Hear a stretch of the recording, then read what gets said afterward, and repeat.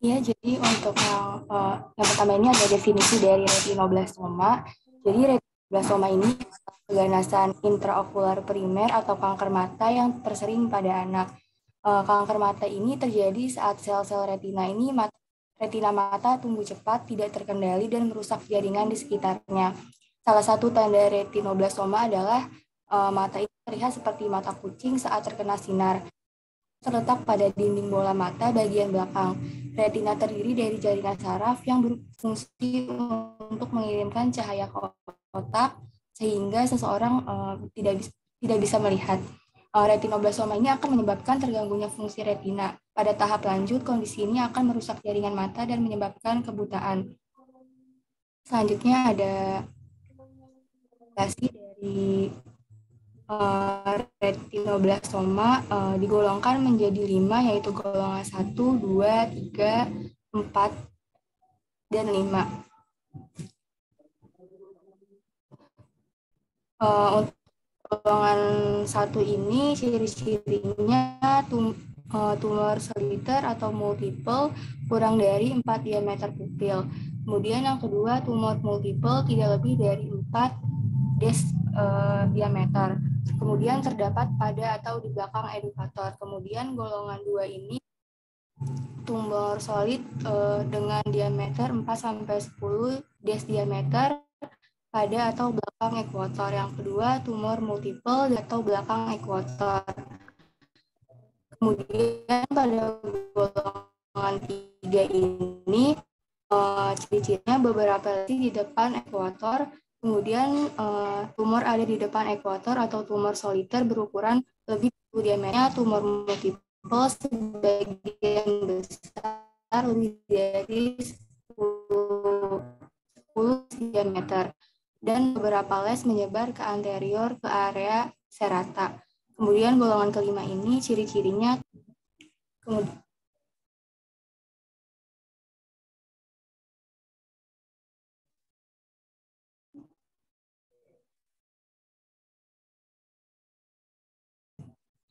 kemudian terjadi penyebaran ke vitreous. Selanjutnya ada warga.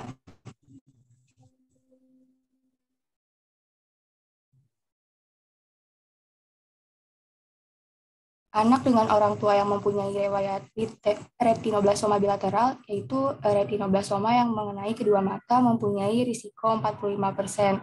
Sedangkan anak dengan orang tua yang mempunyai riwayat retinoblastoma unilateral atau yang mengenai hanya satu mata ini mempunyai risiko 7. Saudara kandung yang mengalami retinoblastoma bilateral mempunyai risiko 5-7%. Sedangkan untuk retinoblastoma unilateral, nah, dengan anak dengan saudara kandung mengalami retinoblastoma unilateral atau bilateral disertai dengan riwayat orang tua RB, memiliki resiko 45% untuk mendapatkan retinoblastoma. Kedua ada faktor risiko dari status gizi anak. Status gizi anak ini menentukan diagnosis tingkat beratnya dan pelaksanaan retinoblastoma. Terdapat penelitian yang dilakukan RSUP Haji Adam. Jadi total 32 pasien dijumpai ada 40,6% pasien retinoblastoma dengan malnutrisi berat.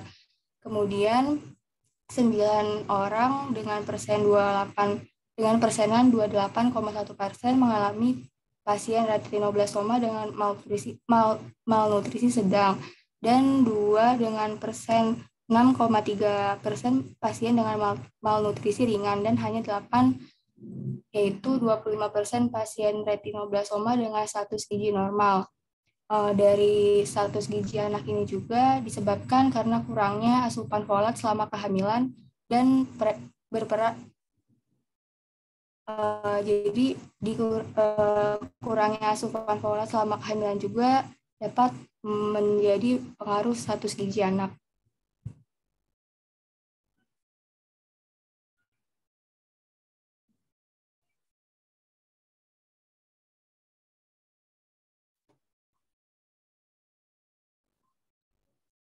Kemudian untuk selanjutnya ini ada etiologi. Jadi retinoblastoma ini disebabkan gen kromosom 13 pada lokus 14. Nah, gen ini itu berperan dalam mengontrol bentuk hereditable dan non-hereditable, yaitu sifat menurun atau tidak menurun suatu terjadinya tumor. Jadi pada setiap individu ini sudah ada gen retinoblastoma normal. Pada kasus yang herediter, tumor muncul bila satu alel mengalami mutasi spontan, sedangkan pada kasus yang non-herediter baru muncul bila kedua alel mengalami mutasi spontan. Nah, penyebab pasti terjadinya mutasi genetik pada retinoblastoma ini belum dapat dipastikan. Namun, sekitar 25% dari kasus retinoblastoma diturunkan dengan pola autosomal dominan, yaitu gen yang mengalami kelainan diturunkan oleh salah satu orang tua. Sisanya ini terjadi secara sporadik dan acak, tidak diturunkan dari orang tua. Nah, selanjutnya ini ada komplikasi dari retinoblastoma.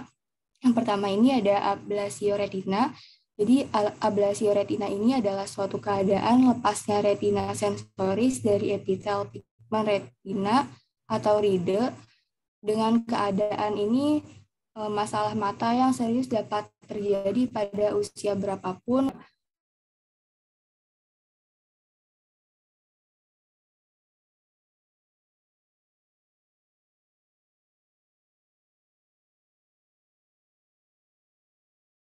Akan semakin berkurang, sehingga akhirnya mata akan menjadi buta.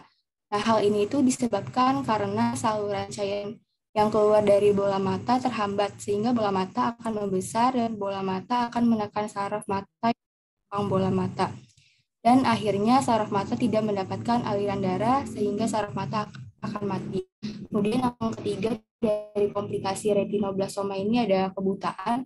Kebutaan ini merupakan sebuah penyakit pada mata yang disebabkan orang tidak bisa melihat. Penanganan kebutaan nasional lebih diarahkan pada katarak yang umumnya dapat diatasi. Kemudian selanjutnya dari retinoblastoma ini ada manifestasi klinis. Manifestasi klinis ini yang sering ditemukan yaitu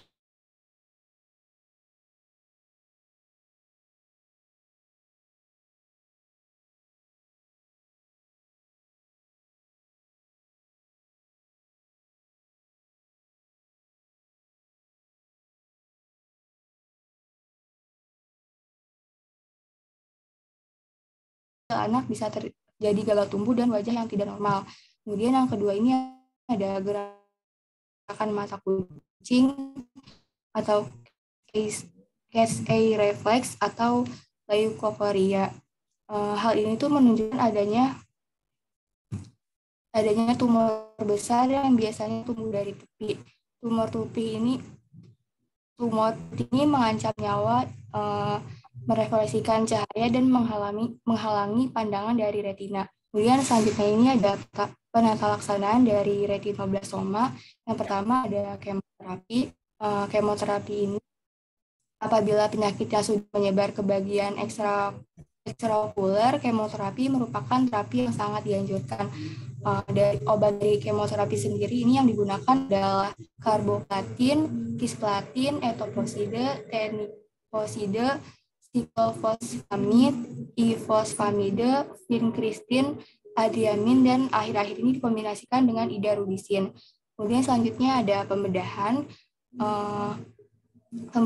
Pembedahan adalah terapi yang paling sederhana dan aman untuk retinoblastoma. Pemasangan bola mata ini biasanya dilakukan beberapa minggu setelah prosedur enukleasi untuk meminimalkan kosmetik. Itu dianjurkan apabila terjadi glaukoma, infeksi kerongga anterior, atau terjadi uveitis iridis, dan apabila terapi lokal tidak dapat dievaluasi karena katarak atau gagal untuk mengikutinya secara lengkap atau teratur. Kemudian yang kedua ada external beam terapi atau EBRT. Ini tuh dulu menjadi terapi pilihan pada retinoblastoma, tapi kini diindikasikan apabila kemoterapi primer dan terapi lokal gagal atau terjadi kontraindikasi. EBRT ini pada bayi harus di bawah anestesi dan imobilisasi dan harus ada kerjasama antara dokter dan ahli mata. Dokter ahli mata dan dokter radioterapi untuk membuat perencanaan. Keberhasilan dari EBRT ini tidak hanya berdasarkan ukuran tumor, tetapi tergantung dari teknik dan lokasi. Efek samping jangka panjang dari radioterapi harus diperhatikan seperti terjadinya hambatan pertumbuhan tulang orbita yang akhirnya akan menyebabkan gangguan kosmetik. Kemudian selanjutnya ada pelaku radioterapi atau brachyterapi. Ini tuh digunakan pada terapi penyelamatan mata, di mana terapi penyelamatan bola mata ini gagal untuk menghancurkan semua tumor aktif dan sebagai terapi utama terhadap beberapa anak dengan ukuran tumor relatif yang kecil sampai sedang. Kemudian yang terakhir ada krio dan fotokoagulasi. Nah, dari teknik ini tuh digunakan untuk mengobati tumor kecil yang kurang dari 5 mm. Cara ini tuh udah banyak digunakan dan dapat dilakukan beberapa kali sampai kontrol lokal tercapai. Itu bisa menggunakan probe yang dingin untuk membekukan dan mematikan tumor. Sedangkan untuk fotokoagulasi ini menggunakan laser argon atau xenom untuk mematikan tumor. Selanjutnya, patofisiologi dari retinoblastoma.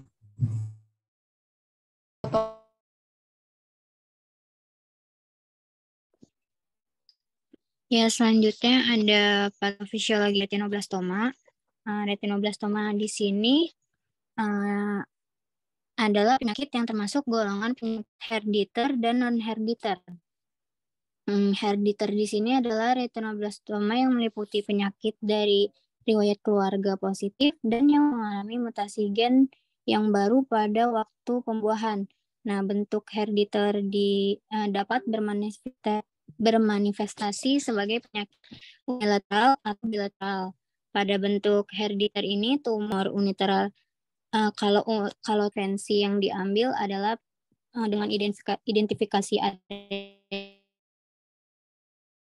lingkungan yang berpotensi menyebabkan cedera, sediakan pencahayaan yang memadai, gunakan lampu tidur selama jam tidur, diskusikan mengenai alat bantu mobilitas yang sesuai, dan diskusikan bersama anggota keluarga yang dapat mendampingi pasien. Nah, kalau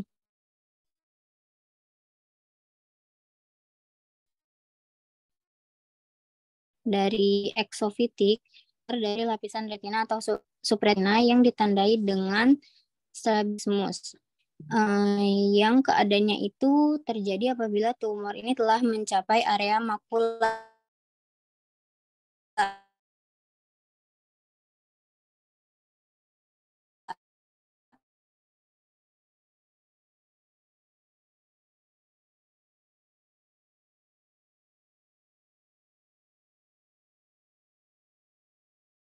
Nah, hal ini akan menyebabkan ketidakmampuan untuk fiksasi dan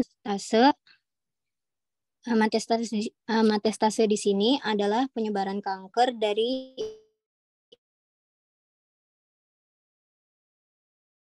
situs awal ke tempat lain. Metastasenya itu yaitu masuk ke kelenjar limfa preaurikuler atau submandibula, kemudian akan dilakukan kemoterapi dengan diagnosa nyeri akut dengan intervensi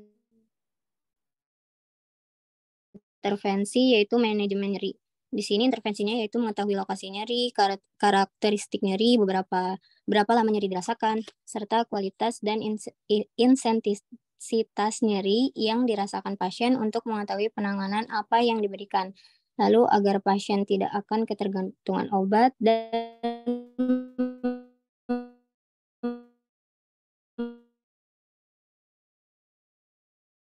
memastikan pasien merasakan nyaman. Lalu pada kerusakan berat juga bisa terjadi pada operasi ini juga bisa menyebabkan pasien ini malu.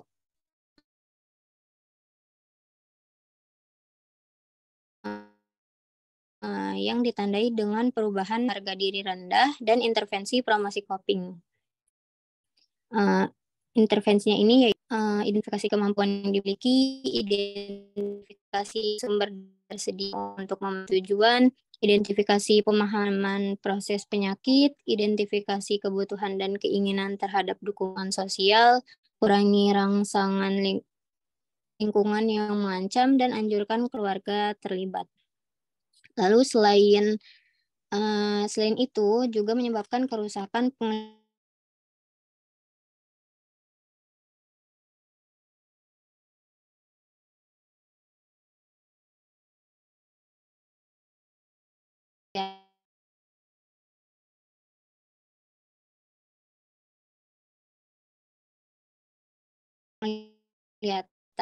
dengan diagnosa gangguan ini. Itu intervensinya mengidentifikasi adanya nyeri fisik, melakukan pergerakan, memonitor frekuensi, memonitor kondisi umum selama melakukan keadaan mobilisasi dengan alat ini juga menyebabkan penurunan lapang pandang dengan gangguan persepsi sensori atau penglihatan dengan diagnosa resiko cedera, dan intervensinya ini adalah pencegahan cedera yang sudah disebutkan tadi.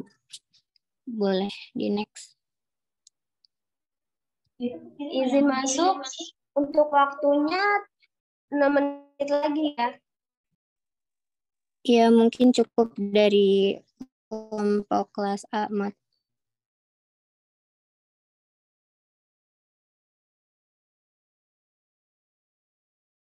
Ya, untuk yang berteman-teman, untuk yang ingin bertanya, dipersilakan.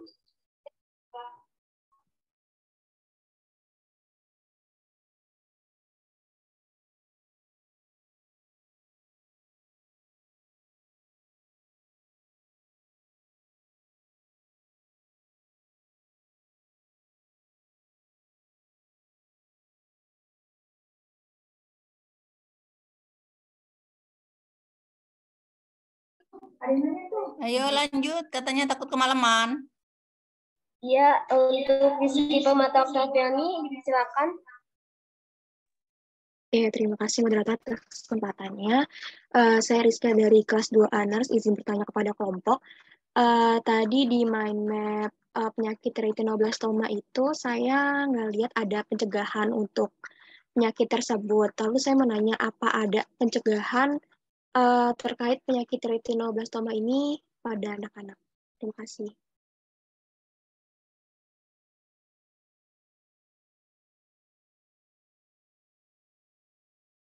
Ya, untuk Ayu Indri Apikatiwi, silakan untuk bertanya. Ya, terima kasih moderator atas kesempatannya. Saya Ai Indriani, izin bertanya kepada kelompok. Apakah retinoblastoma ini bisa terjadi saat anak masih dalam tahapan janin? Terima kasih.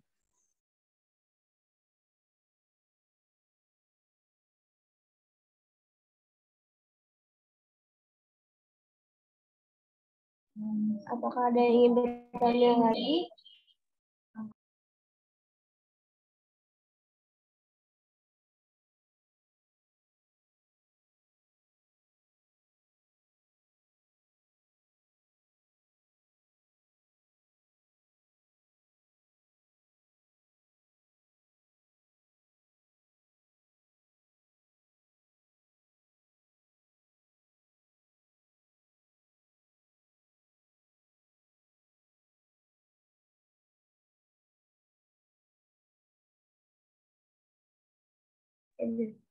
Baik, untuk pertanyaannya saya tampung dulu ya. Untuk berikutnya dipersilakan untuk kelas B untuk representasikannya.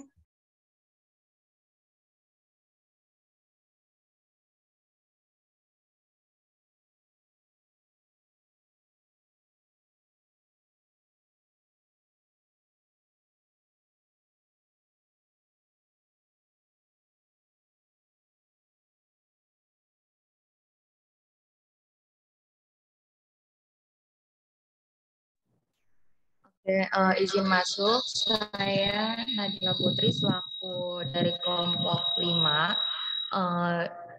Jadi mohon maaf sebelumnya saya off-cam karena sinyalnya kurang bagus kebetulan. Oke, di sini saya akan menjelaskan tentang kejang demam atau yang biasa kita sebut dengan step ya. Biasanya orang awam itu kenalnya step.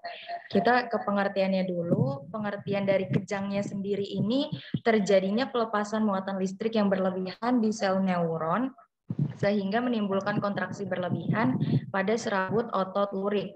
seperti yang kita tahu, terjadinya kontraksi dari otot lurik ini pasti diawali oleh adanya pelepasan muatan listrik dari sel neuron. Nah, ketika pelepasan muatan listrik di sel neuron ini berlebihan, maka kontraksi di otot lurik juga akan berlebihan. Selanjutnya kita ke pengertian kejang demam. Kejang demam itu merupakan kejang yang terjadi pada suhu badan yang tinggi, suhu badan di atas 38 derajat Celcius karena terjadi kelainan ekstrakranial. Jadi kejang demam di sini itu disebabkan karena anaknya ini mengalami demam, maka menimbulkan kejang. Nah, manifestasi klinisnya ini yang pertama suhu tubuh mencapai lebih dari 38 derajat Celcius seperti yang saya tadi jelaskan. Yang kedua, anak sering hilang kesadaran saat kejang. Yang ketiga, kejang umumnya diawali dari kejang tonik kemudian klonik. Jadi kaku dulu baru kelojotan yang berlangsung sampai 10-15 menit, bisa juga lebih. Yang keempat, mata mendelik, tungkai dari lengan mulai kaku, bagian tubuh anak berguncang. Gejala kejang itu bergantung pada jenis kejang, karena ada 2 jenis kejang. Yang terakhir itu kulit pucat dan membiru. Boleh ke bawah.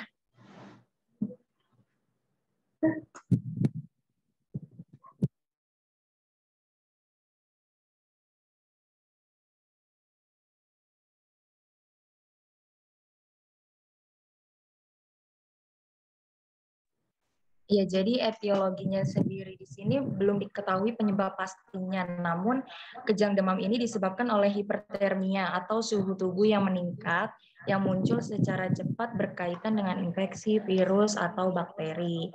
Selanjutnya, menurut Rido 2014 ada beberapa faktor risiko terjadinya kejang, antaranya faktor-faktor prenatal, malformasi otak kongenital, ketiga faktor genetika, selanjutnya demam, lalu yang kelima ada gangguan metabolisme, keenam trauma, neoplasma, dan yang terakhir gangguan sirkulasi. Selanjutnya kita ke patofisiologinya, ke pathway-nya, bisa digeser ya.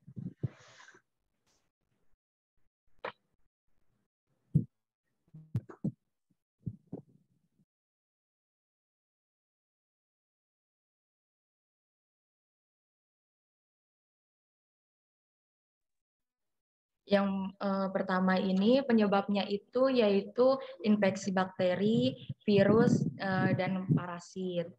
Lalu infeksi bakteri, virus, dan parasit ini menyebabkan reaksi inflamasi. Reaksi inflamasi itu dapat menyebabkan demam, yaitu kenaikan suhu tubuh di atas normal. Selanjutnya reaksi inflamasi ini menyebabkan proses demam, yang proses demam ini mengakibatkan metabolisme basal meningkat, oksigen meningkat, dan sirkulasi otak meningkat. Dari proses demam ini bisa menyebabkan hipertermi atau suhu tubuh di atas normal. Dan hipertermi ini bisa juga menyebabkan risiko kejang berulang. Nah, selanjutnya dari diagnosa hipertermi ini didapatkan atau dihasilkan intervensi yaitu manajemen hipertermia. Observasinya yang pertama, identifikasi penyebab hipertermia, monitor suhu tubuh, monitor komplikasi akibat hipertermia, dan terapeutik edukasinya bisa dilihat di sini ya teman-teman. Selanjutnya kita geser ke kanan. Proses demam tersebut juga mengakibatkan ketidakseimbangan potensial membran ATPase. Untuk menjaga keseimbangan potensial membran diperlukan energi dan bantuan enzim natrium, kalium, dan ATPase yang terdapat pada permukaan sel. Keseimbangan potensial membran ini dapat diubah oleh perubahan konsentrasi ion di ruang ekstraselular, rangsangan yang datang mendadak, seperti mekanisme kimiawi atau aliran listrik. Perubahan patofisiologi dari membran sendiri karena penyakit atau keturunan karena ketidakseimbangan. Nah, karena ketidakseimbangan ini menyebabkan perubahan natrium dan ion kalium akibat konsentrasi ion kalium dalam sel neuron tinggi dan konsentrasi natrium rendah. Sedangkan di luar sel neuron terdapat keadaan sebaliknya karena perbedaan jenis dan konsentrasi ion di dalam dan luar sel, maka terdapat perbedaan potensial membran yang disebut potensial membran dari neuron.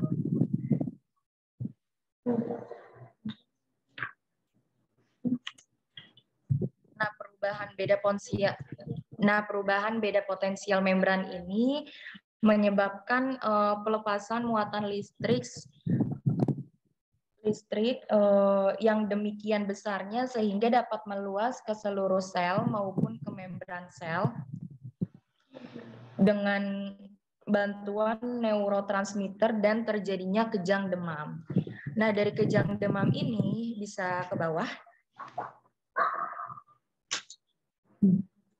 Dari kejang demam ini bisa dibagi menjadi dua, yaitu ada kejang demam sederhana dan kejang demam kompleks. Nah, kalau misalnya kejang demam sederhana ini biasanya terjadinya kurang dari 15 menit, sedangkan kejang demam kompleks ini lebih dari 15 menit. Kita yang kejang demam sederhana terlebih dahulu, biasanya itu terjadinya tipe kejangnya itu klonik atau tonik klonik. Jadi dia kaku dulu, baru kelojotan. Atau bisa juga hanya kaku, seperti itu. Jadi, nah dari kejang demam sederhana menyebabkan kesadaran menurun dan menghasilkan diagnosa risiko cedera. Bisa digeser.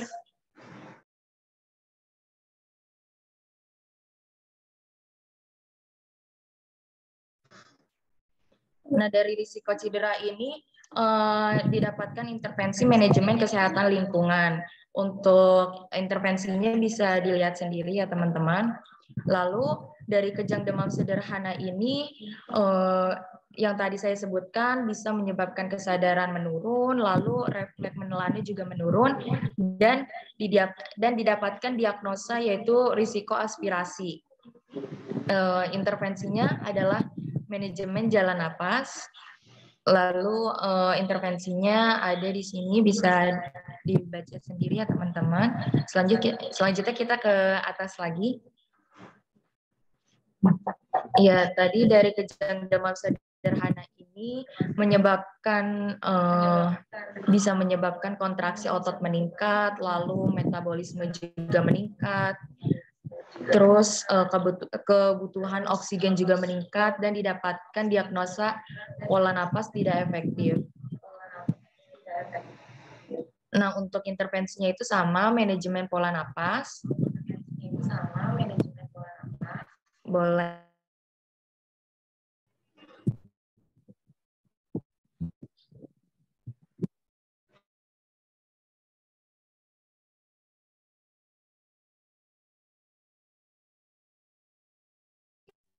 Oke, selanjutnya seperti yang tadi saya jelaskan, kejang demam ini kan dibagi jadi dua. Nah, selanjutnya kejang demam kompleks, perubahan suplai darah ke otak, lalu risiko kerusakan sel neuron otak, dan didapatkan diagnosa risiko perfusi perifer tidak efektif. Dan intervensinya adalah pencegahan shock, dengan intervensi observasinya yang pertama monitor status kardiopulmonal, yang kedua monitor tingkat kesadaran dan respon pupil, terapeutiknya yaitu berikan oksigen untuk mempertahankan saturasi oksigen, edukasinya jelaskan tanda dan gejala awal shock, anjurkan melapor jika menemukan tanda dan gejala shock.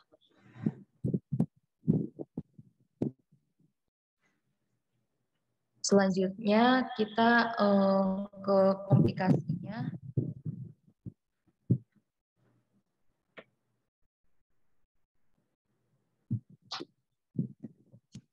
Komplikasinya ini yang pertama dapat terjadi perlukaan misalnya lidah tergigit atau akibat gesekan dengan gigi. Yang kedua dapat terjadi perlukaan akibat terkena benda tajam atau keras yang ada di sekitar anak. Yang ketiga dapat terjadi perlukaan akibat terjatuh. Yang keempat kerusakan neurotransmitter. Yang kelima mengalami kecacatan atau kelainan neurologis. Yang keenam, kelainan anatomis di otak. Dan yang terakhir, dapat juga menyebabkan kematian. Selanjutnya, penata laksananya ada di atas. Kita bisa ke atas. Ya, di sini penata laksananya ada 4 ya teman-teman. Yang pertama ada pengobatan fase akut. Yang kedua, turunkan panas. Yang ketiga, pengobatan profilaksis. Yang keempat, bebaskan jalan napas. Mungkin segitu saja penjelasan dari saya. Saya kembalikan ke moderator.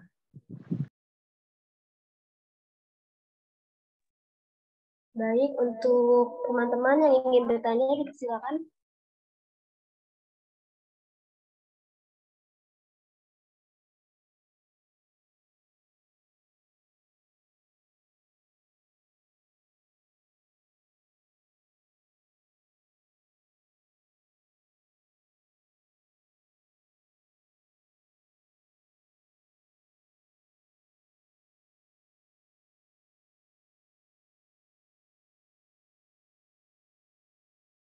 Untuk kelas A yang tadi bertanya kelompok ingin menjawab, dipersilakan.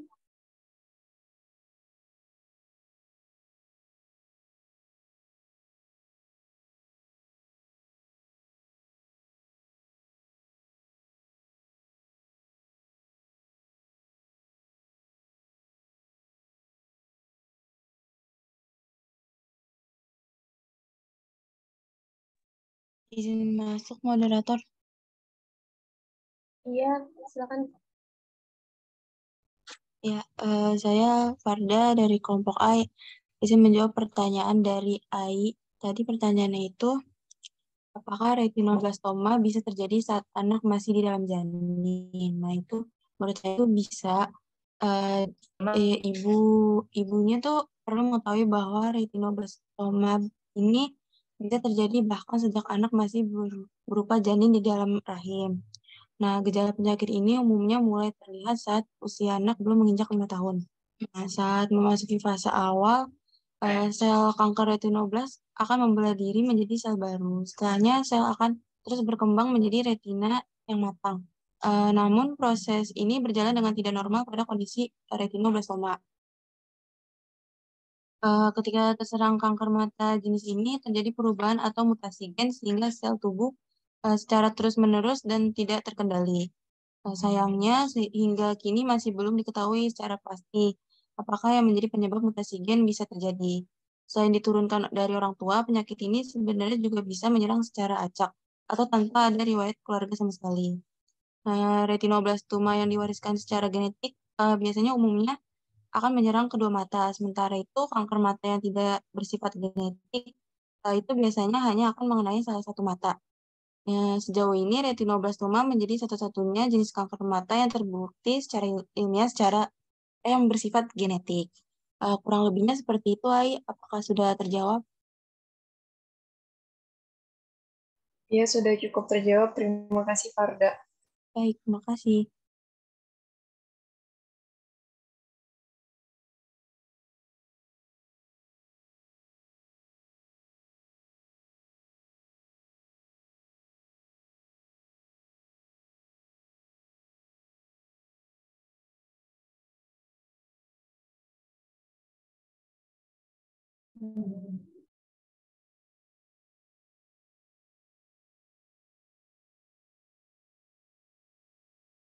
Iya, persilakan untuk Pak Riza.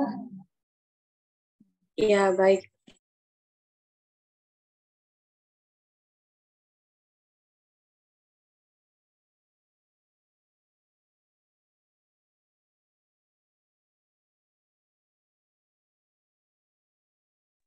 Ya, izin masuk sebenarnya saya dari kelompok 5 izin menjawab pertanyaan dari Rizka. Jadi untuk pertanyaannya itu tentang pencegahan retinoblastoma.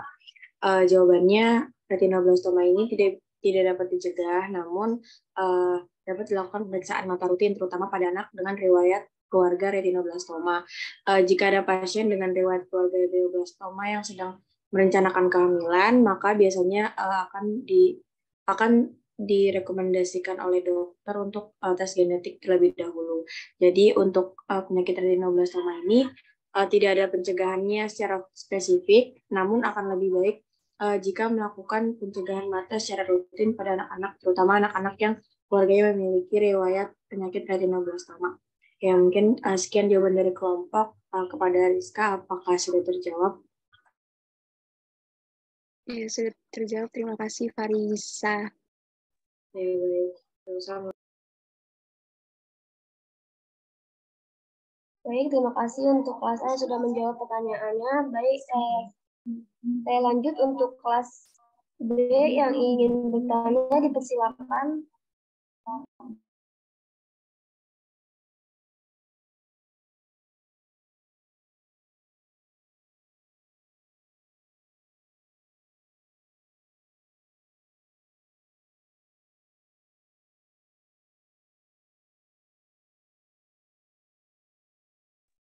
Izin masuk, moderator. Iya, silakan Ridal. Baik, saya Ridal dari kelompok 2 ingin bertanya ya. Tadi di penyakit kejang demam ini kan ada pada pengobatannya, ada pengobatan fase akut ya. Nah itu maksudnya seperti apa ya? Terus apakah ada menimbulkan efek samping gitu jika pengobatan ini dilakukan dalam waktu jangka panjang? Baik, terima kasih.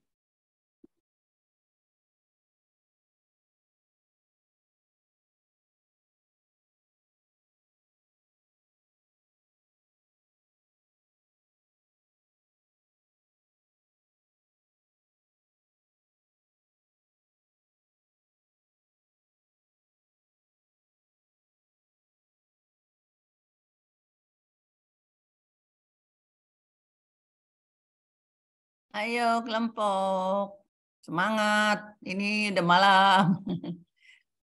Pertanyaannya jelas ya. Ayo, pertanyaan dari Fajri.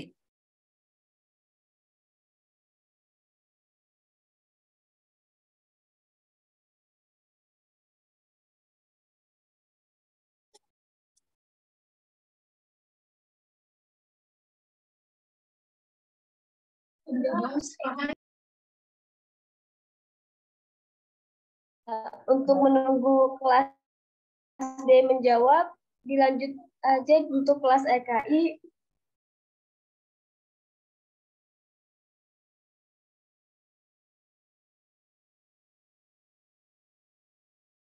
Bisa nanti pertanyaan dikumpulkan sekaligus dengan RKI juga boleh, kayak panel gitu ya.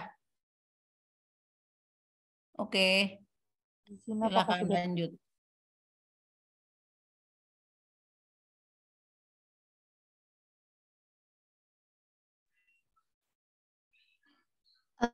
Ya baik, izin masuk. Mohon maaf, Angel, apa bisa ke bawah ya? Karena mau mulai dari paling bawah dulu. Ya, udah segitu aja. Baik, Assalamualaikum warahmatullahi. Mohon maaf, Angel, ke atasan.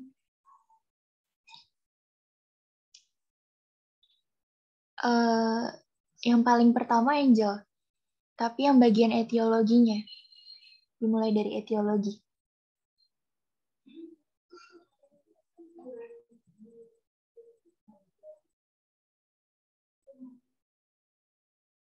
Ya udah, di sini Angel. Ya, baik. Assalamualaikum warahmatullahi wabarakatuh. Good evening. Mrs. Yupis Partini and all of my friends from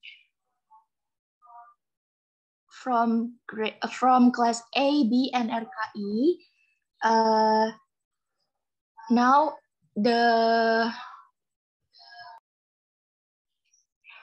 Now, kelompok Group 5 from RKI class will present about measles, and it starts from the etiology. Measles, also known as rubiola or morbilli, is an acute, highly contagious disease caused by measles virus from the paramyxovirus family. Measles is transmitted through droplets or contact with sutures. Jadi, measles ini itu ditularkan melalui droplet atau kontak dengan penderita dari measles itu sendiri.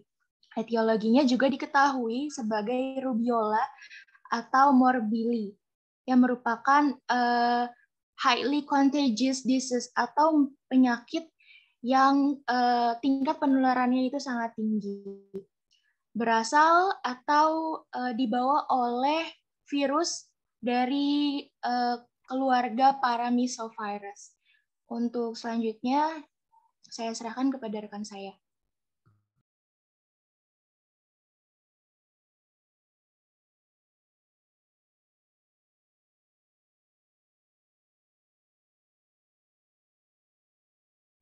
Oke, baik. Selanjutnya akan saya lanjutkan.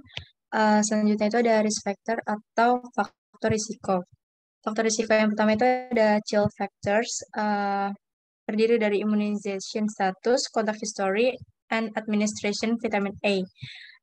Second, maternal factors yang terdiri dari level of knowledge, exclusive breastfeeding, and last, environmental factors, state of the house, and level of occupancy density. Jadi faktor risiko campak itu ada 3 faktor. Yang pertama itu ada faktor anak yang terdiri dari status imunisasi anak, riwayat kontak dengan teman bermain yang terinfeksi, dan pemberian vitamin A.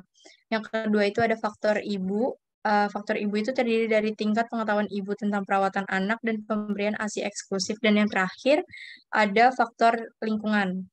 Faktor lingkungan itu terdiri dari kondisi rumah seperti kebersihan, penerangan, ventilasi yang cukup atau tidak, dan juga tingkat kepadatan hunian. Baik, selanjutnya.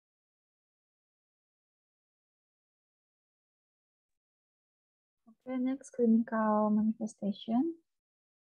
Boleh ke atas lagi. After containing the virus, the patient will experience an incubation period. The incubation period for the virus to cause symptoms is around 10 until 14 days. The course of the measles is divided into 3 stages. First, prodromal stage. This stage lasts a range of 2 until 4 days, characterized by a fever that can reach 39.5 degrees Celsius. Apart from fever, symptoms also occur in the form of myxocoryza or acute inflammation of the mucous membranes of the nasal cavity, which is characterized by continuous discharge of water. And then conjunctivitis, like red eyes, watery eyes, and sensitivity to light. And there is also a couch. Another sign is called Kopic spots. You can see in the left picture. These spots are regular in subsmall and then bright red in color. And then in the middle, there is a grayish white spot. Kopic spot occur on the 2nd or 3 days of fever. And then the second exanthum stage. This stage is characterized by a high fever reaching 40 degrees Celsius, accompanied by a rash that starts from the hairline behind the ear and then spread to the face, neck, chest, upper extremities, buttocks, and finally the extremities until 7 days. And then the last convalescent stage. If there are no complications, symptoms such as fever and malaise will disappear, and the rest will also leave scar in the front of the spot with a fine scaly surface. This situation is typical for measles. Although in general measles is a beginning disease, complication can sometimes occur. Several complications that often occur are bronchitis and pneumonia. This is due to measles infections, which makes the respiratory tract vulnerable for germs. Okay, next. Okay, the next is the diagnostic examination. First is antigen detection. The measles virus can also be confirmed by tests that generally use a throat swab or urine sample. And the second is serological examination.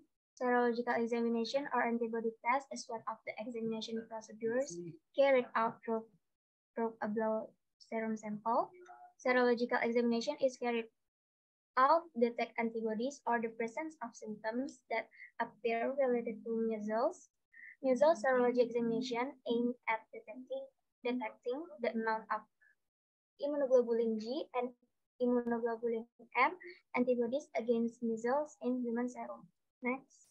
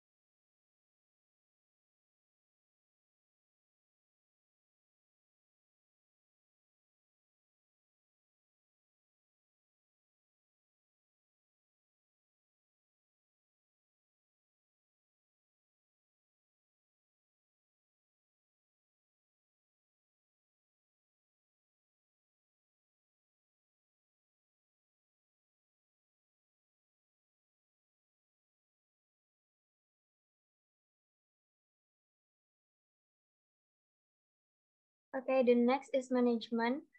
First is supportive treatment, such as bed rest, stay at home, administration of antipyretics, adequate fluids, nutritional supplements, and administration of vitamin A.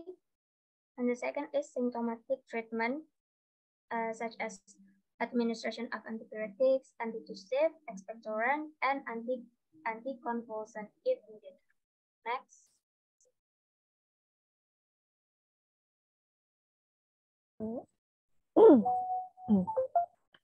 Yes, then there is a prevention here.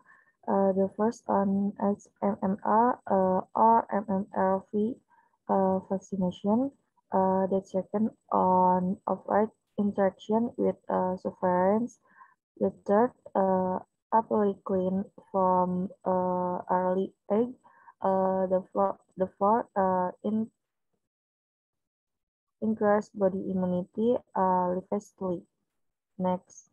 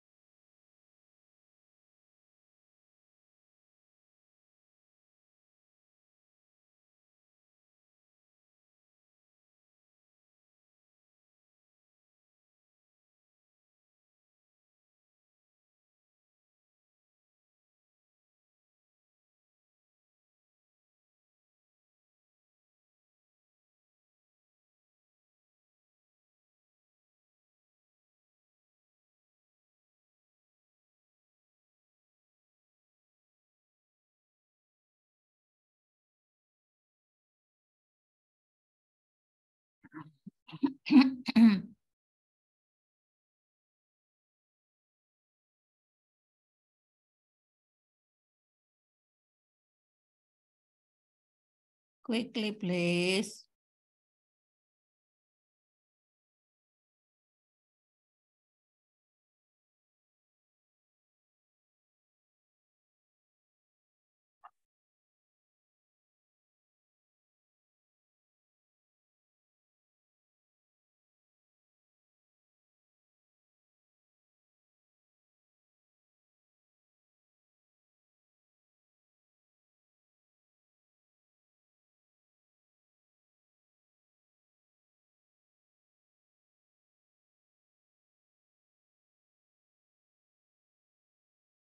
Problem?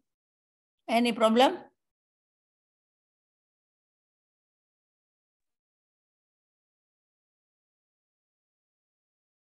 Izin Ibu, mohon ditunggu sebentar ya Ibu.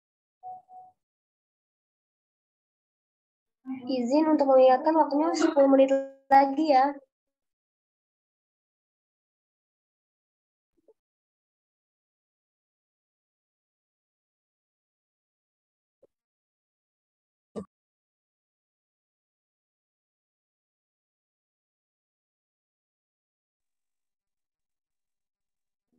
Baik, akan saya lanjut.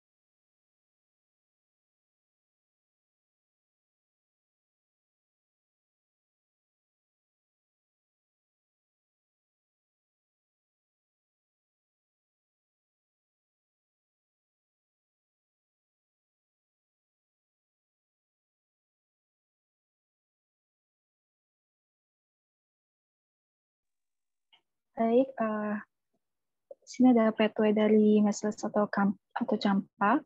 Jadi measles ini disebabkan oleh measles virus atau virus campak yang dari keluarga Paramyxovirus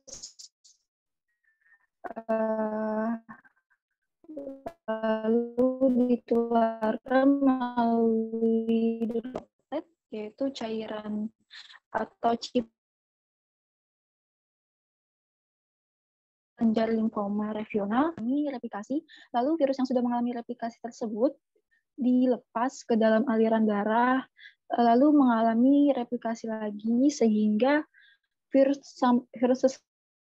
sampai ke multiple tissue atau viremia sekunder, dan terjadi reaksi terhadap virus seperti timbul respon peradangan, yaitu terjadi eksudat, yaitu serosa dan reversal macronukleus dan beberapa sel polimorfonukleus di sekitar kapiler,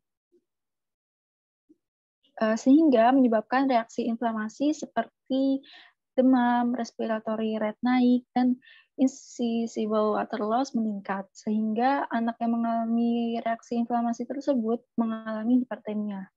Selanjutnya, dengan reaksi inflamasi ini akan menyebar ke berbagai organ melalui hematogen. Yang pertama di kulit atau integumen.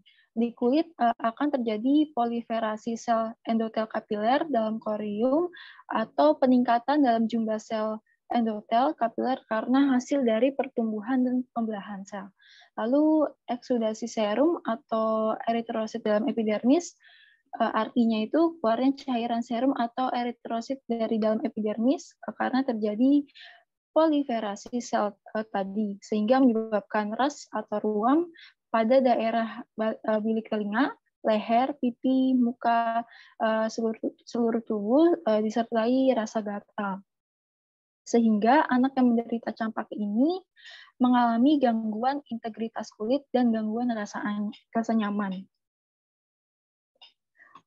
Lalu yang kedua, di saluran cerna, akibat reaksi inflamasi muncul bercak koplik berwarna kelabu di sekitar eritema, lalu lesi merah pada mukosa bukalis, berhadapan pada molar palatum durum, lalu mulai sehingga membuat mulut terasa pahit dan anak menjadi tidak nafsu makan sehingga intake nutrisi kurang dan mengakibatkan anak tersebut akan mengalami defisit nutrisi.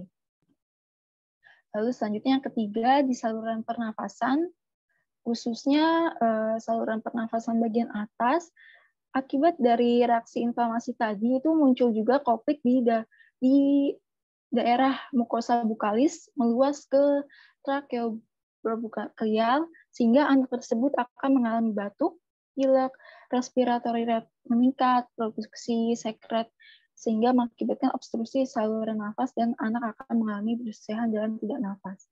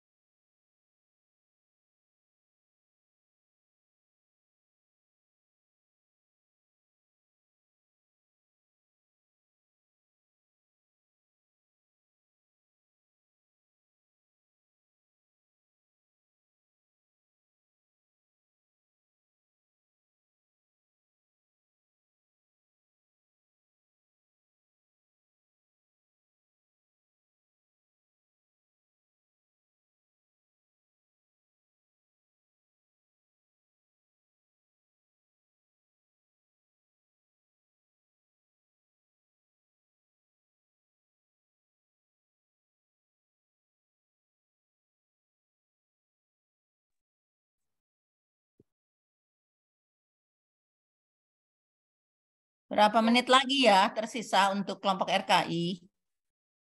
Untuk waktunya 4 menit lagi, Bu. Ya, please, kelompok RKI ini agak cepat, more quickly. Mana yang penting saja, yang lainnya tidak usah dibacakan satu-satu.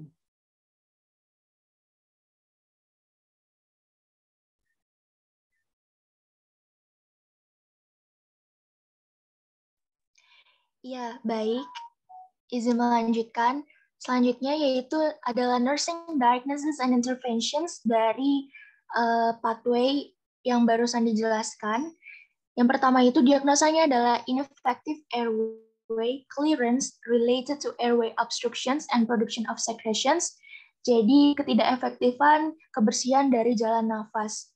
Yang pertama itu diagnosanya untuk diagnosa pertama, intervensi yang pertama itu adalah manajemen airway atau manajemen bersihan jalan nafas. Bisa dilihat untuk observasinya ada monitor breathing patterns, cara petiknya itu posisinya semi-fowler atau fowler, lalu memberikan minuman hangat, lalu edukasinya itu mengajarkan batuk efektif. Lalu untuk kolaborasinya bisa menggunakan bronkodilaktor, ekspektoran, mukolitik jika dibutuhkan. Lalu untuk diagnosa kedua, D0019, nutritional deficit related to anorexia and inadequate nutritional intake, yakni adalah defisit nutrisi berdasarkan anoreksia dan ketidakadekuatan masukan dari nutrisinya. Yang pertama itu observasi, untuk intervensinya itu adalah manajemen nutrisi. Observasinya itu identifikasi status nutrisi, lalu monitor makanan yang masuk dan berat badannya. Lalu terapetiknya itu serve food, menyajikan makanan atraktif secara menarik dan yang benar-benar dibutuhkan. Lalu untuk high calories-nya itu berikan yang high kalori dan protein, lalu berikan juga tambahan suplemen makanan jika diperlukan. Untuk kolaborasinya, kolaborasi dengan ahli gizi untuk menyeimbangkan antara kalori dan nutrisi-nutrisi yang diperlukan. Ini pun jika diperlukan untuk kolaborasinya. Lalu diagnosa berikutnya, impaired sense of comfort related to itching, skin, rash, and erythema. dengan intervensinya adalah manajemen dari nyeri. Yang pertama, observasinya itu bisa diidentifikasi lokasi dan karakter, lalu durasi, frekuensinya, kualitas, dan intensitas dari. Untuk waktunya sudah habis ya. Bisa dilanjut ke pertanyaan kelas PKI.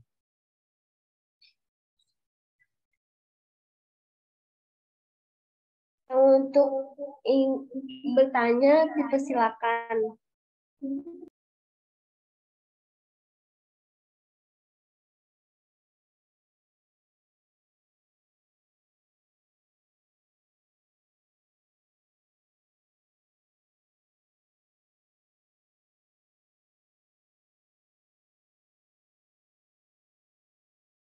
Ya, untuk Rehana Kaila, dipersilakan. Iya, baik, izin masuk. Thank you for the opportunity. Let me introduce myself. My name is Rehana Kaila, from to RKI. I want to ask, I have heard of it, measles only happens once in a lifetime. Is it true? Is it possible for a child who has had measles to also get chickenpox? Can you explain, please? Thank you.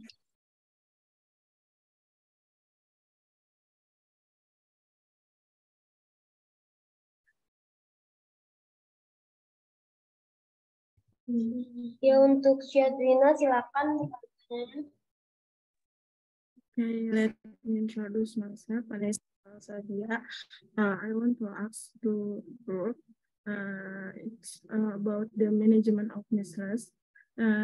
So in the supportive treatment that was mentioned about giving vitamin A. So can you explain what are the benefits of giving vitamin A to people with measles?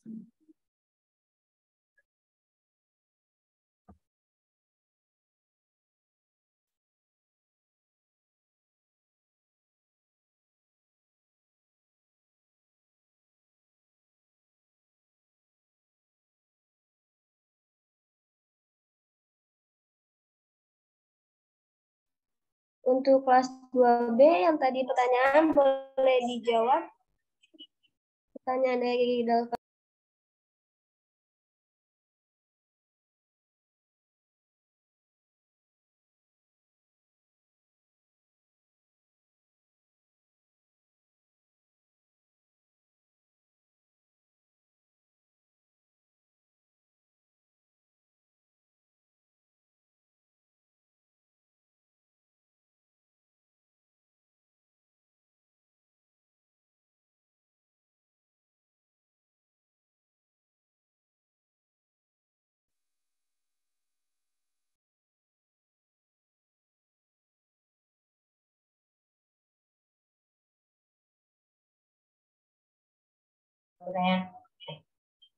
Untuk sambil menunggu kelas B untuk silakan untuk RKI untuk menjawab.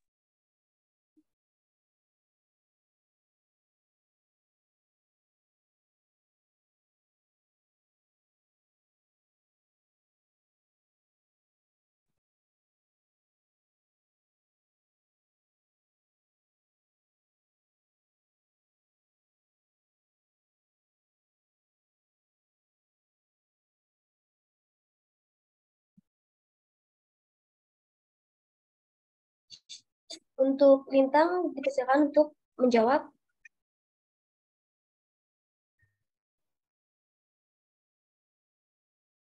Okay, I'm Lintang from group 5 RKI. Let me answer the question from Shaswina.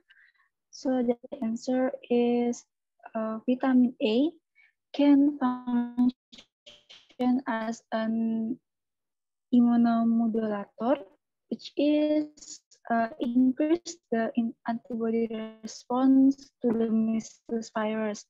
So giving the vitamin A can reduce the incidence of complications such as diarrhea, pneumonia, the risk.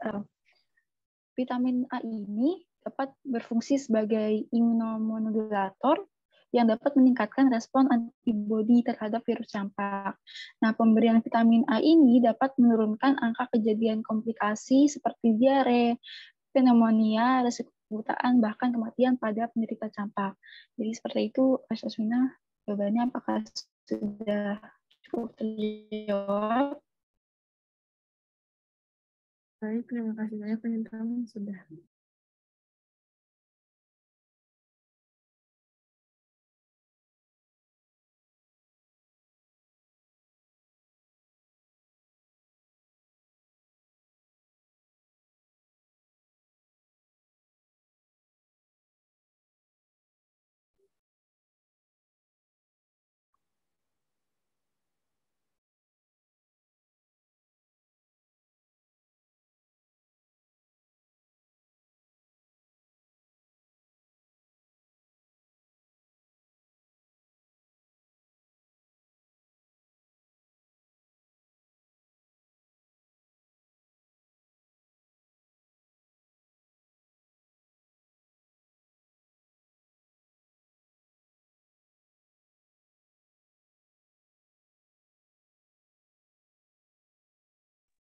Izin masuk mode. Izin menjawab pertanyaan Ridal ya. Jadi tadi pengobatan fase akut itu meliputi A, B, C ya, di mana A-nya itu airways, B-nya ada breathing, dan C-nya circulation. Untuk airway itu sendiri bisa dilakukan dengan baringkan pasien di tempat yang rata, kepala dimiringkan, dan pasangkan sudip lidah yang telah dibungkus kasa atau bila ada gudal lebih baik. Kemudian singkirkan benda-benda yang ada di sekitar pasien, lepaskan pakaian mengganggu pernafasan, dan yang terakhir ada berikan oksigen, boleh sampai 4 liter per menit. Selanjutnya ada breathing, di mana dapat dilakukan dengan isap lendir sampai bersih, dan yang terakhir ada circulation, di mana dapat dilakukan dengan bila suhu tubuh anak tersebut tinggi, itu dapat dilakukan dengan kompres hangat secara intensif, dan jika sudah bangun dan sadar dapat diberikan minum hangat. Tetapi jika cara tersebut tidak berhasil juga dan kejang tidak segera berhenti, dapat menghubungi dokter untuk melakukan pemberian obat penenang. Selanjutnya, pada kejang demam fase akut ini terdapat obat pilihan, yaitu ada diazepam, di mana diazepam ini mempunyai masa kerja yang singkat, dan diazepam ini dapat diberikan secara intravena atau rektal. Jika diberikan intramuskular, absorpsinya akan lambat. Mungkin seperti itu.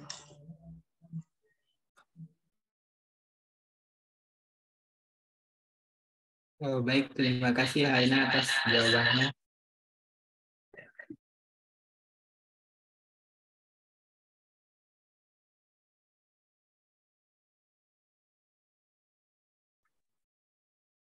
Untuk kelas RKI, satu lagi pertanyaan belum dijawab ya.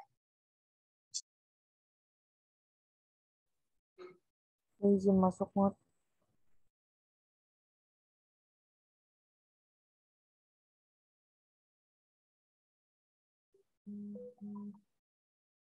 Izin masuk ya mod. Izin menjawab pertanyaan Kae.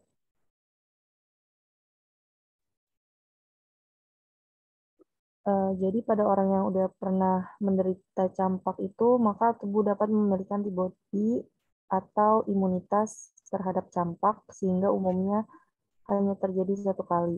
Tetapi pada keadaan tertentu, misalnya pada mereka yang daya tahan tubuhnya kurang baik, penyakit ini dapat terjadi kembali, terutama jika ada yang menderita penyakit serupa di sekitar lingkungannya, ataupun juga kondisi yang terjadi sebelumnya bukanlah campak, karena ada beberapa penyakit yang juga menimbulkan gejala ruam pada kulit. Kayak apakah terjawab?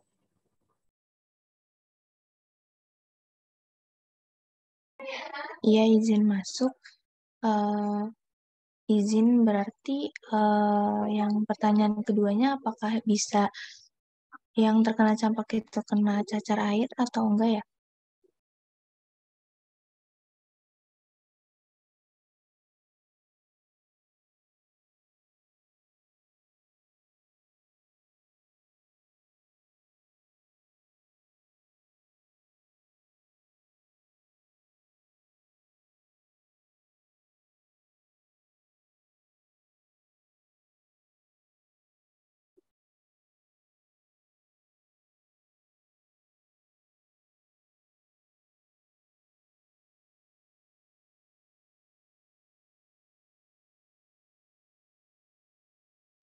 Baik, sesi presentasi pada malam ini sudah selesai. Selanjutnya saya serahkan kepada Ibu Yusufini. Waktu dan tempat dipersilakan. Oke, terima kasih semuanya kelas A, B, dan kelas RKI atas presentasinya. Semuanya generally bagus ya, penjelasannya. Cuma Anda merespon pertanyaan, menjawabnya itu lama ya. Kurang cepat ya meresponnya. Jadi kalau Anda menyiapkan paparannya dan juga untuk memahami materi dari paparan Anda, sebetulnya mungkin bisa lebih cepat. Siapa saja dari kelompok itu langsung menjawab ya.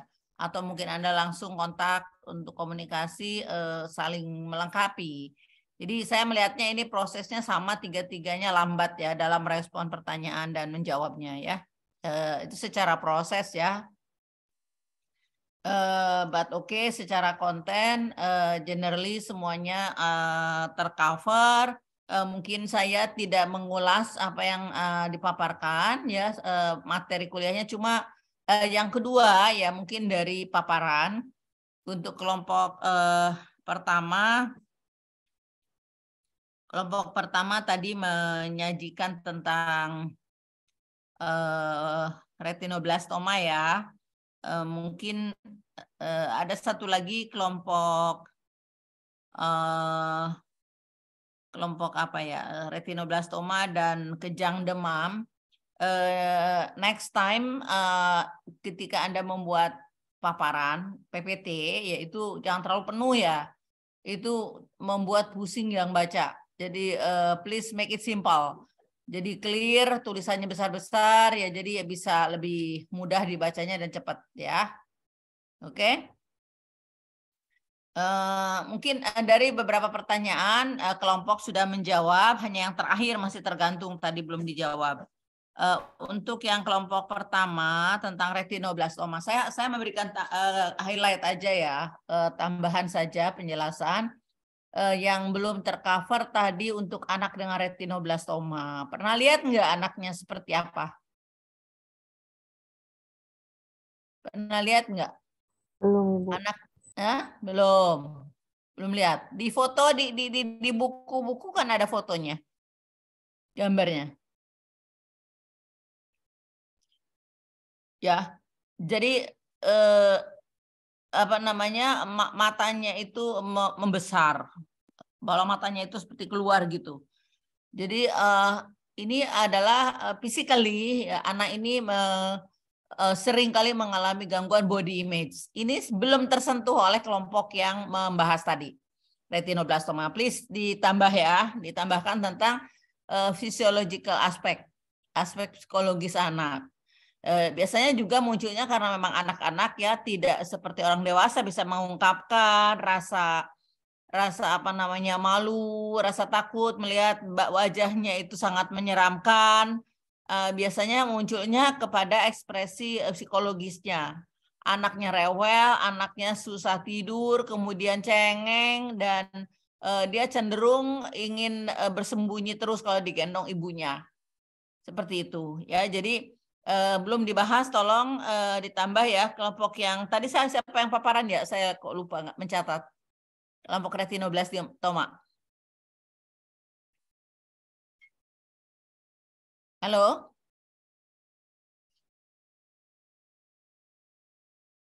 Izin menjawab Ibu, untuk itu kelas A Ibu. Kelas A ya, siapa yang paparan tadi?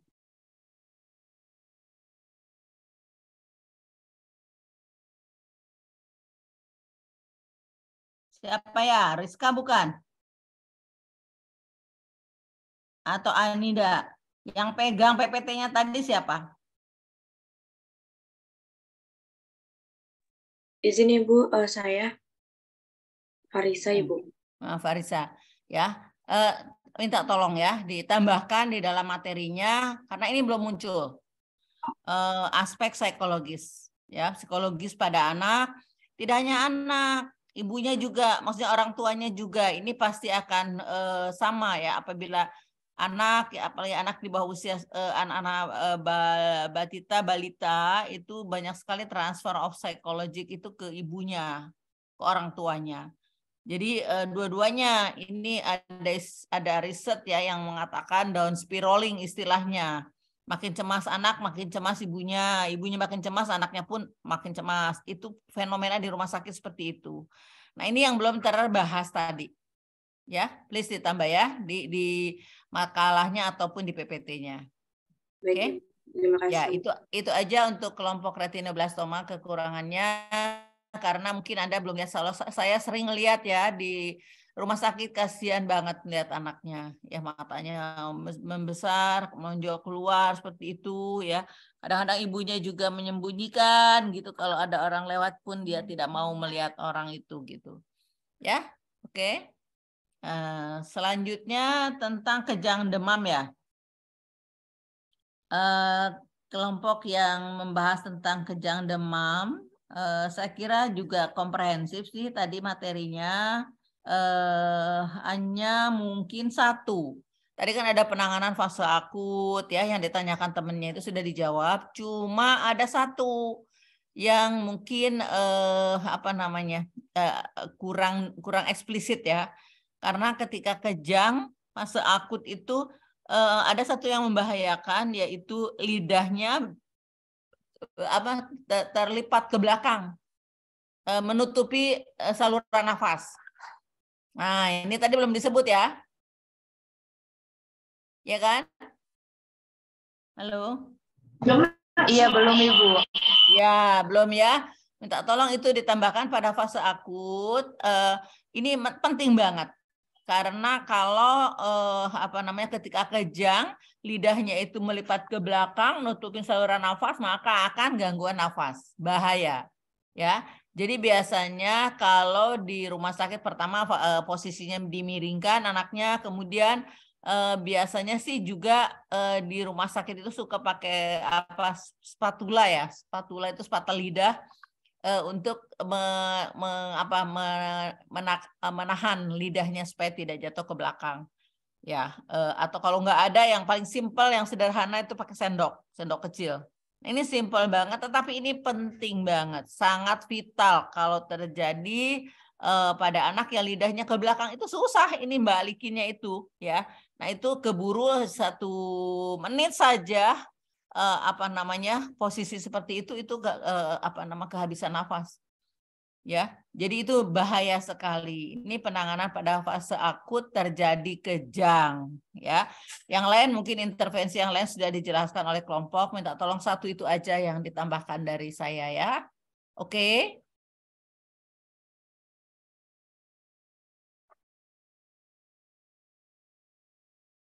Halo. Baik Ibu. Ya, Nadila ya. Bukan Nadila kelas RKI. Kelas kelompok kejang demam. Kelas A ya. Siapa yang presentasi tadi? Kelas A? Kelas A Iya, siapa yang saya bahasa kelas basi? B, Ibu, yang tadi menjelaskan kejang demam. Oh iya, iya. Tolong ditambahkan ya itu ya, pencegahan ya. Iya, baik, Pencegahan Ibu. ya terjadinya gangguan nafas akibat lidahnya menutup saluran nafas di saat terjadi kejang. Satu. Yang kedua, di saat terjadi kejang juga bisa apa namanya istilahnya kan kaku ya badannya itu. Tadi dijelaskan secara patofisiologi bagaimana bisa terjadi kaku pada apa namanya otot-otot tubuh ya keseluruhan ya. Nah, itu juga harus diperhatikan ya. Apa namanya jangan sampai menjadi cedera untuk anak. Jatuh juga bisa terjadi ketika kejang apabila tidak ada pengaman tempat tidurnya atau tidak ditunggui oleh orang tuanya, oleh ibunya ya. Oke, next yang terakhir adalah untuk kelas RKI. Kelas RKI measles ya. Yang dibahas tentang measles. Measles ya, bukan measles. Measles ya. Itu campak. Ya, saya nggak tahu tadi saya nggak dengar atau terlewat. Ya, do you think you put about the immunization kelompok RKI? Have you already put the importance of immunization?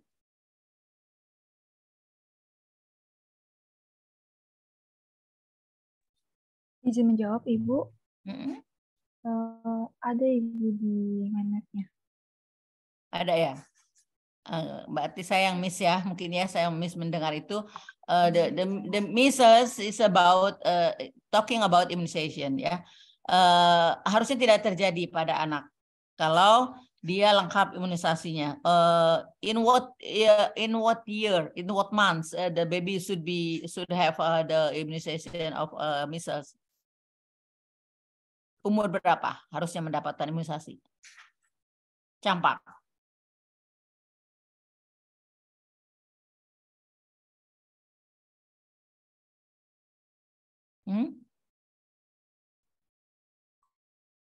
Usually measles is given to the baby in what year? In what month?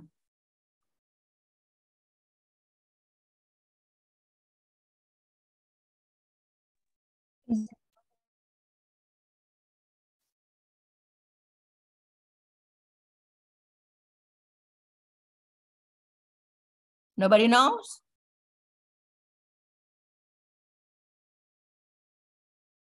Izin menjawab, Ibu. Atia dari kelompok izin menjawab untuk imunisasi campak ini bisa diberikan pada bayi yang sudah berusia 9 bulan, Ibu.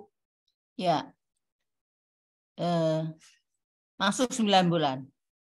Ya, in the 9th month they should have measles immunization, vaccination. Ya. There is a question.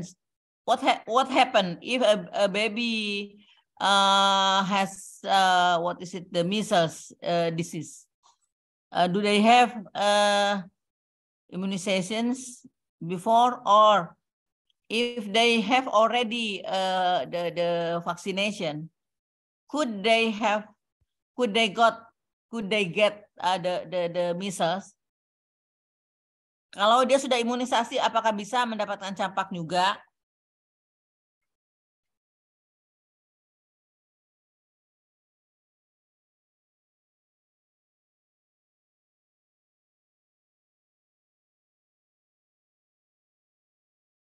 You, Atia, or anybody knows from RKI? Nah, itu sebabnya tadi saya tidak melihat catatan chart atau table imunisasi. Please, karena ini terkait dengan imunisasi judul ini. Jadi Anda harus paparkan atau harus tambahkan di dalam makalahnya atau PPT-nya daftar imunisasi yang 1 sampai 0 sampai 9 bulan. Daftar imunisasi dasarnya apa saja di 0 bulan sampai 9 bulan itu sampai ke yang terakhir campak. Bahkan mungkin ada yang lainnya tambahannya, tapi setidaknya 9 bulan ini harus ada tambahannya, penjelasannya. Ya, jadi Anda pun nggak bingung nyari apa namanya menjelaskannya nggak paham. Ya. Jadi kalau anak belum diimunisasi campak, misalnya 7 bulan nih atau 8 bulan, tapi dia terus demam karena campak, padahal dia belum diimunisasi campak atau measles. So what happened?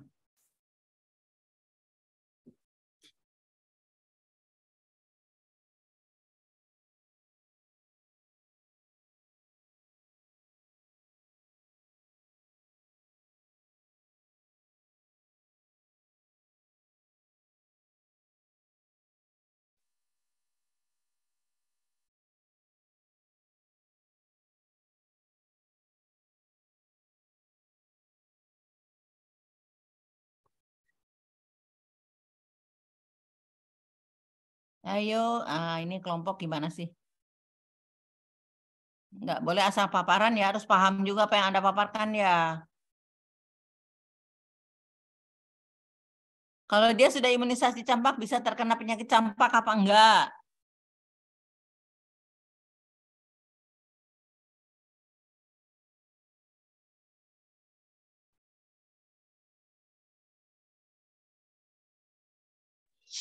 Iya, izin menjawab Ibu, apabila sudah divaksin campak, bayi masih bisa terkena penyakit campak Ibu, karena imunisasi adalah langkah preventif Ibu. Lalu nanti di usia 18 bulan bisa dilakukan booster kembali Ibu untuk vaksin campaknya. Ya, betul. Bisa terjadi, bisa terkena, karena banyak sekali faktor yang mempengaruhi daya tahan tubuh, kemudian juga asupan gizinya. Ya, tapi setidaknya jika dia sudah mendapatkan imunisasi dasar, tidak terlalu berat kalaupun dia sakit. Kalaupun dia tertular, misalnya tidak akan terlalu berat dampaknya. Itu yang penting. Ya, jadi manfaat dari imunisasi ini masih tetap ada, dirasakan ya. Potensi dari vaksin itu manfaatnya besar untuk tubuh anak. Jadi kalaupun dia terkena tidak akan terlalu parah ketika dia sama sekali tidak diimunisasi. Ya, jadi nanti mungkin supportnya adalah asupan gizi yang lebih baik, terus nanti ada booster seperti itu. Ya, apakah anak yang terkena measles ini adalah juga mendapatkan kekebalan? Dia sakit nih, kena campak, measles, kena dialami anak. Terus apakah dia mendapatkan kekebalan dari penyakit itu?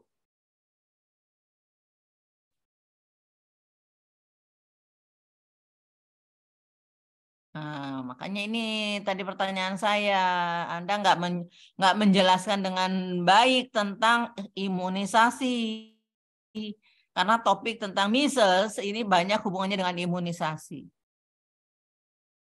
Ya, jadi melandasi kasus campak pada anak itu imunisasi salah satunya, selain gizi dan daya tahan tubuh yang lain, karena yang lain gitu.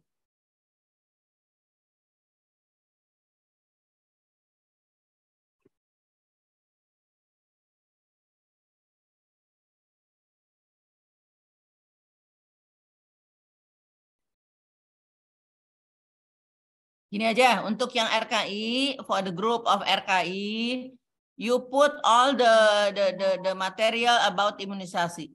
Ya, tentang imunisasi Anda masukkan di dalam papernya sejelas-jelasnya. Silakan berapa lembar Anda jelaskan tentang imunisasi. Khususnya terkait dengan campak. Imunisasi secara utuh 0 sampai 9 bulan plus penjelasan tentang imunisasi campak.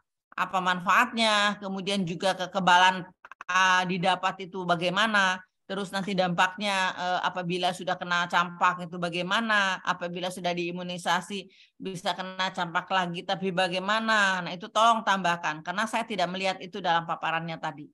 Makanya Anda nggak jawab, nggak susah jawabnya ketika ditanya. Karena measles hubungannya dengan imunisasi. Ya, ini sebetulnya kasusnya kasus simpel ya campak ini. Kasusnya memang lazim terjadi di anak-anak di Indonesia, ya.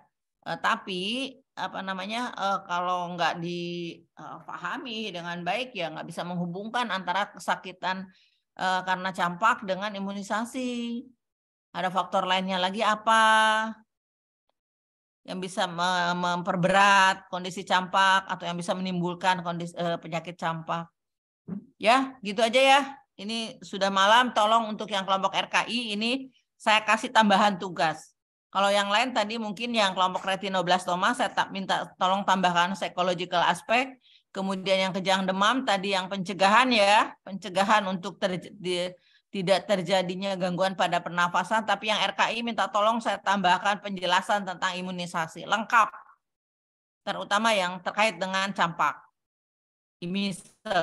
Imunisasi measles yang di usia 9 bulan dan boosternya ya, mungkin tersendiri di bagian mana Anda tambahkan di makalah itu ya.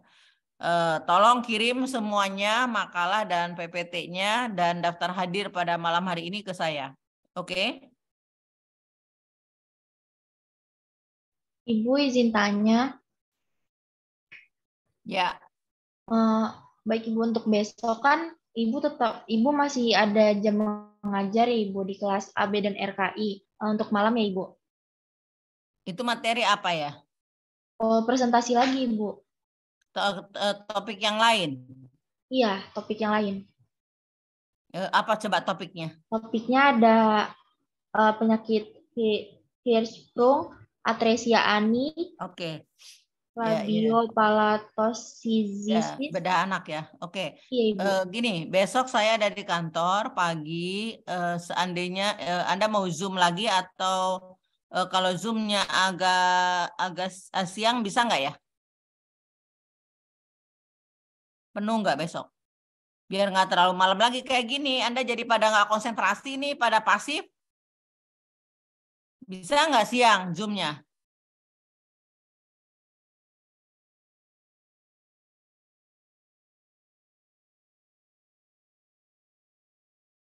Bisa. Izin menjawab Ibu, untuk kelas A dari pagi besok itu full Ibu, sampai sore. Kelas B? Untuk kelas B itu kosongnya pada pukul 3:30 Ibu. Kelas B 3:30? Iya, baru kosong. RKI?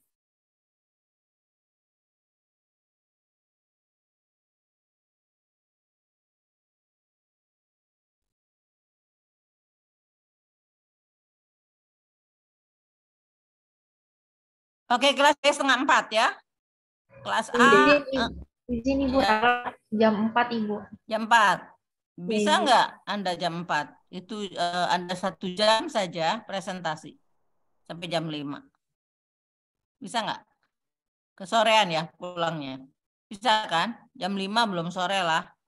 Melalui Zoom ya Ibu? Maksudnya mau di kelas? Izin Ibu untuk Zoom. Apa? Belajarnya daring Ibu. Daring ya. Kalau daring ya sudah nggak apa-apa. Saya ada di kantor tapi nggak apa-apa daring. Ini sambil jajar rapat juga dengan yang lain. Nggak apa-apa. Jam 4 ya. Izin Ibu. Ya. Untuk kelas A itu juga sama Ibu sampai jam 4. Apakah bisa digabung aja Ibu? Boleh, jam 4 ya mulainya ya. Baik Ibu. Kelas A dengan B. Yang RKI? Izin masuk Ibu. Untuk kelas RKI juga sampai jam 4 Ibu. Oh, jadi nyambung ya. Baik, nyambung jam 4 ya. Baik Ibu. Oke, ya mungkin kalau 3 kelompok tadi kan paparan rata-rata 15 menit, 45 menit, tambah 30 menit. Sebelum jam 6 udah selesai. Jam 5 ya, mungkin kalau ya setengah 6 mungkin ya kalau ini, kalau 3 kelompok. Ya terserah. Kalau mau diselesaikan 3 kelompok berarti mungkin Andanya kesorean nggak pulangnya. Saya sih nggak masalah. Izin Ibu untuk besok Zoom, jadi tidak ke kampus Ibu. Oh, nggak ke kampus. Iya, Ibu. Oh, oke, nggak ada masalah. Ya, boleh sore. Oke, 3 kelompok besok jam 4 sampai menjelang maghrib ya, 5:30 atau lewat 5:30. Ya, deal ya? Ya, deal, Ibu. Yuk. Izin Oke. tanya Ibu, untuk pembagian penyakitnya dari sipen lagi atau bagaimana Ibu? Kan ada 4 ya Ibu. Itu bagaimana Ibu? Tetap satu kelas satu? Oke, salah satunya kayak tadi aja yang tapi pilih dari 4 tuh yang lebih banyak kasusnya. Hirschsprung banyak, apalagi? Atresia ani. Apalagi?